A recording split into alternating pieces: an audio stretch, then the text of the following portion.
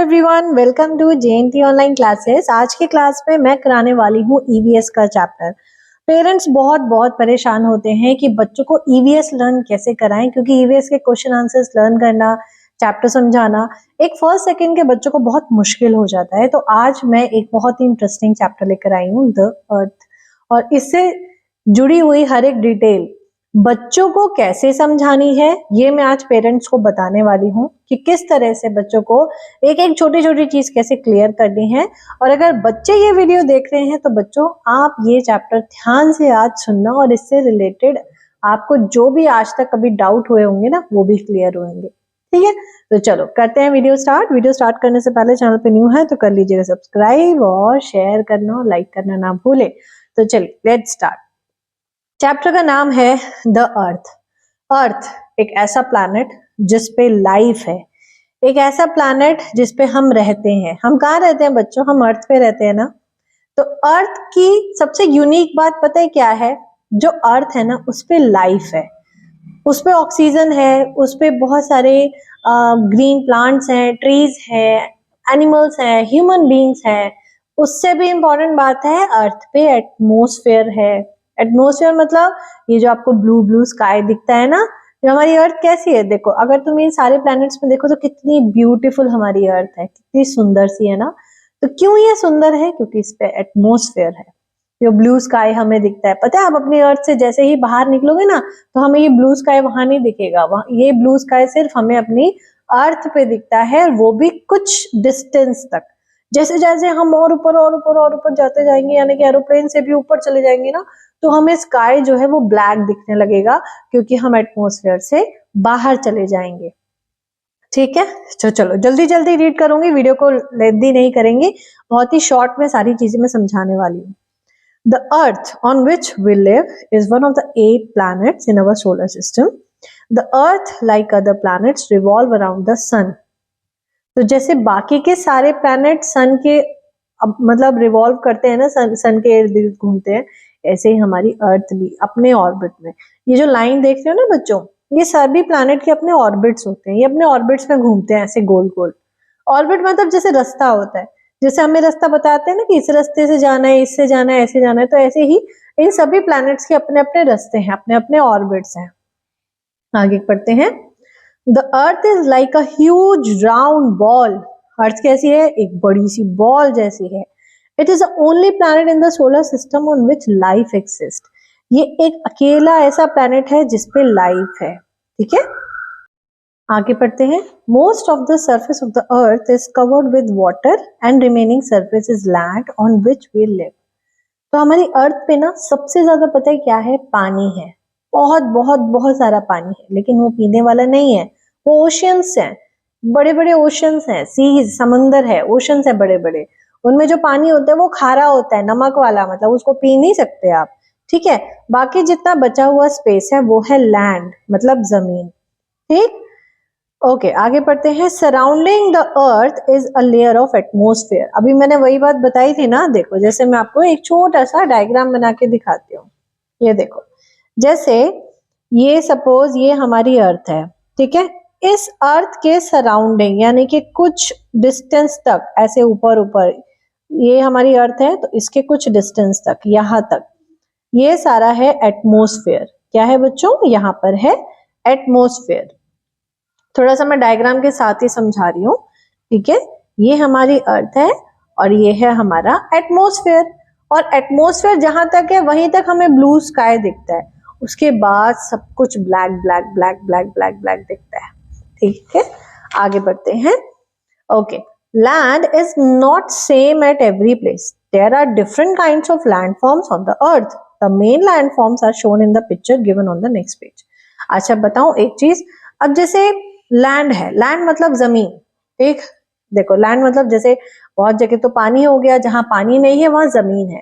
तो जमीन के अलग अलग फॉर्म्स हैं।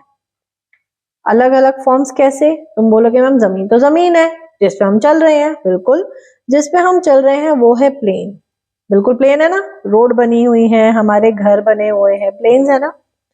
ठीक, प्लेन से अगर थोड़ा सा ऊंचा उठते हैं, थोड़ा सा ऊंचा, है ना, तो आती हैं हिल्स। तो क्या आते हैं? हिल्स।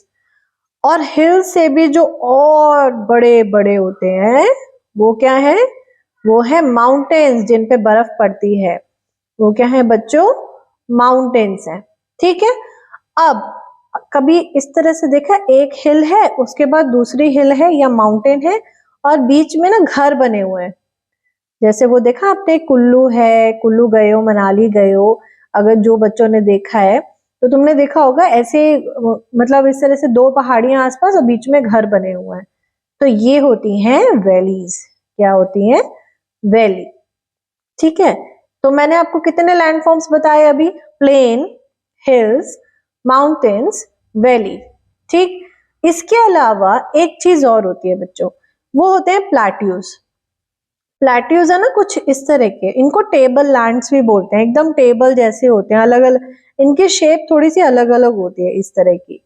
ठीक है, इस तरह के होते हैं, मतलब इनकी ना माउंटेन जैसे नहीं होते। ठीक, ये होते हैं प्लेट्यूज। तो ये अलग अलग तरह के हैं। तुमने डेफिनेटली, शायद मुझे ऐसा लगता है, शायद हिल्स देखे होंगे, प्लेन में तो तुम लोग रहते ही हो, कई लोग देखे हैं माउंटेन्स पे भी रहते हैं, वैलीज होती है। ठीक है, प्लेट्यूज जिन्होंने देखे हैं, शायद बहुत कम बच्चों ने देखे होंगे, लेकिन कई जगह पे, यहाँ ज्यादातर ये जो प्लेट्यूज है ना, ये हमें मिडल ऑफ इंडिया में मिलते हैं। हमें यहाँ पे तो नहीं मिलेंगे, जहाँ पे जैसे जहाँ पे बड़े बड़े माउंटेन्स है यहाँ पे प्लेट्यूज नहीं मिलते, ये मिडल ऑफ इंडिया में मिलते हैं। ठीक है, तो ये अलग अलग लैंड फॉर्म्स है। अब इन लैंडफॉर्म्स के बारे में जल्दी से हम पढ़ लेते हैं। ये देखो, अभी पिक्चर्स भी बनी हुई है, मैं आपको यहाँ पिक्चर्स दिखा देती हूँ। ये देखो पिक्चर्स बनी हुई है, ये माउंटेन्स है, ये हिल्स है। ठीक है, वैली यानी कि माउंटेन की जो नीचे जो थोड़ी सी प्लेन जगह होती है ना, वहां पे जो घर बने होते हैं, प्लेन्स है। ये है प्लेट्यूज, थोड़े डिफरेंट शेप के, टेबल लैंड भी बोलते हैं। एक बार रीड करा देती हूँ। Mountains are the highest landform on surface of the earth। ये highest landforms है, बड़े बड़े peaks जिनमें होती है, एकदम इस तरह के जो होते हैं, एकदम ऐसे ट्रायंगल जैसे। These are usually conical in shape with a pointed top called peak, जिनकी एकदम pointed top होती है। हिल्स जो होते हैं are high land forms that are lower than the mountain, mountain से छोटे होते हैं। So these have a blunt top. Blunt top मतलब उनका जो टॉप होता है ना, ऐसा कॉनिकल नहीं होता, बिल्कुल ऐसा ट्राइंगल जैसा नहीं होता, वो थोड़ा सा ऐसा होता है। Okay, valleys, valley are low lying areas between any two mountains और हिल्स। वैली क्या है, लो लाइंग एरियाज है, मतलब जैसे मैंने आपको बताया था ना, ऐसे दो हिल्स हैं, दो हिल्स है, तो जो लो लाइंग एरिया, मतलब ये जो नीचे का एरिया है, यहाँ पे जो लोग रहते हैं इनको वैलीज बोलते हैं। Plateaus are high landforms with a flat top, so these look like a table and so are called table land, क्योंकि ये एकदम फ्लैट होते हैं ना ऊपर से इस तरह के, इसलिए इनको टेबल लैंड बोलते हैं। प्लेन्स, प्लेन्स में जिसपे ह्यूमन पॉपुलेशन रहती है, हम लोग रहते हैं ना, most of the human population live on the plains. Water on the earth is also present in different forms called water bodies. Some of water bodies are given below oceans. Oceans पता है बेटा क्या होते हैं, ocean बहुत बहुत बड़े बड़े होते हैं। अगर हमें एक कंट्री से दूसरे कंट्री में जाना है ना, सपोज हमें यहाँ से अगर हमें यूनाइटेड स्टेट्स जाना है, अगर इंडिया से यूनाइटेड स्टेट्स जाना है, तो हमें बहुत बड़े बड़े ओशियंस ट्रैवल करने पड़ते हैं। Are the largest water body on the earth, सबसे लार्जेस्ट, सबसे बड़ा अगर वाटर बॉडी कोई है, यानी कि पानी की बनी हुई कोई चीज है, वो है ओशंस, पानी से भरे हुए। ठीक है, इनमें सिर्फ सॉल्ट वाटर होता है। उसके बाद है सी, यानी कि समंदर, are also large salt water bodies but smaller than ocean, ocean से छोटे होते हैं। ठीक है, a sea meets land on one side and ocean on other side. इसका क्या मतलब है बच्चों, जो समंदर होता है ना, सी जो होता है, देखो मैं थोड़ा सा तुम्हें डायग्राम है, देखिए बच्चों को ना जितना हो सके भाई डायग्राम से समझाइए, उन्हें बहुत अच्छे से समझ आता है। सपोज ये हमारे इंडिया का जो लोअर पार्ट है, जो साउथ इंडिया है ना, सपोज ये है, ठीक है ना, यहाँ पे सी है, ठीक है, यहाँ पे सी है और यहाँ पे ओशियन है, यहाँ बड़े बड़े ओशियंस है। तो जो सी है, ये सी है, ये ओशियन है और ये लैंड है। ठीक है, अब आप एक चीज देखो बेटा, जो सी है, जो हमने अभी पढ़ा था, जो सी होता है वो एक साइड से तो लैंड से टच करता है और एक साइड से वो ओशियन से टच करता है। मैं एक बार रिपीट कर देती हूँ, थोड़ा सा डिस्टरबेंस हो रही है बाहर से। तो जो समंदर होता है, जो सी होता है ना, तो बच्चों को एक साइड तो वो लैंड से टच करता है, जमीन से, और एक साइड वो ओशियन से मीट करता है। ठीक, ये चीज समझ में आ गई। तो चलो अब आगे पढ़ते हैं। ओके, उसके बाद है लेक। लेक जो होती है बेटा are the fresh water body, इनमें सॉल्ट वाटर नहीं होता। लेक में सॉल्ट वाटर नहीं होता, ओशियन और सी में सॉल्ट वाटर होता है, लेक में सॉल्ट वाटर नहीं होता है। Are surrounded by land on all the sides. Lake जो होती है ना, जैसे लेक है तो ये तो पॉन्ड है, तो पॉन्ड से बड़े लेक होते हैं।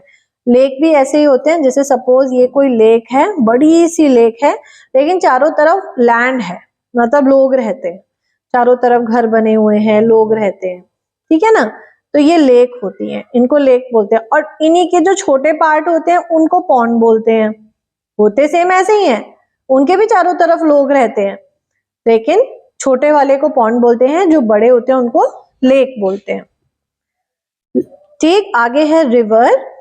River are flowing fresh water bodies, these mainly originate from mountains and end into the sea. भाई रिवर क्या होती है, रिवर जो होती है ना बेटा, अब जैसे माउंटेन बनाया था ना मैंने, देखो ये माउंटेन बनाया है, माउंटेन पे जो बर्फ होती है ये पिघलती है ना।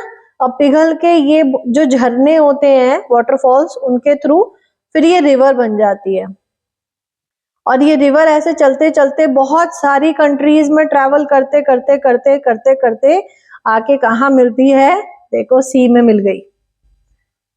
ये सी में ऐसे मिल जाती है, माउंटेन से आती है रिवर, सारे कंट्री नहीं सॉरी स्टेट्स में, अलग अलग स्टेट में वही जो रिवर है वो हिमालय से आई है, हिमालय से होते होते पहले कहाँ कहाँ से, मतलब हिमाचल से होते होते, फिर उसके बाद दिल्ली से फिर सब जगह, मतलब बिहार साइड और जहां जहां भी होते हुए फिर वो वापस आके सी में मिल जाती है। यानी कि अलग अलग स्टेट में ट्रैवल करके लास्ट में समंदर में मिल जाती है। ठीक है बेटा। The last is pond. Pond are very small fresh water bodies, these are also surrounded by land on all the sides. ठीक है, तो ये भी पॉन्ड के बारे में मैंने आपको बता दिया। तो देखो बच्चों, यहाँ पे ना हमारा चैप्टर हो गया खत्म। और कैसा रहा ये चैप्टर, बढ़िया रहा ना, समझ आया। सबसे इंटरेस्टिंग बात होती है हर चैप्टर की कि पेरेंट्स, छोटा सा सजेशन आपके लिए, अगर आप जब भी बच्चों को ईवीएस पढ़ा रहे हैं या इंग्लिश पढ़ा रहे हैं, तो सबसे पहले ना आप डायग्राम का यूज करिए। डायग्राम बहुत बहुत हेल्प करते हैं बच्चों को समझने में, क्योंकि हर बच्चा थ्योरेटिकली चीजें नहीं समझ सकता। उनके लिए अगर आप डायग्राम फॉर्म करेंगे ना, ये चीजें बहुत हेल्प करती हैं। तो प्लीज एक बार इस तरह से ट्राई करके देखिए, मतलब it is gonna definitely help them. और कोई भी रिलेटेड क्वेरी है, बच्चों को अगर ईवीएस के क्वेश्चन आंसर याद नहीं होते हैं या बुक वर्क याद नहीं होता, इंग्लिश समझ नहीं आती है, जो भी आपके क्वेश्चंस हो, जो भी क्वेरीज हो, प्लीज कमेंट करके एक बार मुझे बताइए। मैं आपको सजेस्ट करूंगी कि कैसे करना है, क्या करना है। पर्टिकुलर आपकी जो भी प्रॉब्लम होगी उस पर मैं स्पेसिफिकली वीडियो बनाऊंगी, जिससे कि आपको और क्लियर हो जाए चीजें। ठीक है, तो जरूर एक बार शेयर करिएगा मेरे साथ जो भी आपके बच्चे से रिलेटेड प्रॉब्लम है। And hope you like this video. मैं मिलूंगी आपसे नेक्स्ट वीडियो में, तब तक के लिए गुड बाय। और हाँ, पसंद आए तो लाइक शेयर एंड सब्सक्राइब जरूर करिए। Bye bye.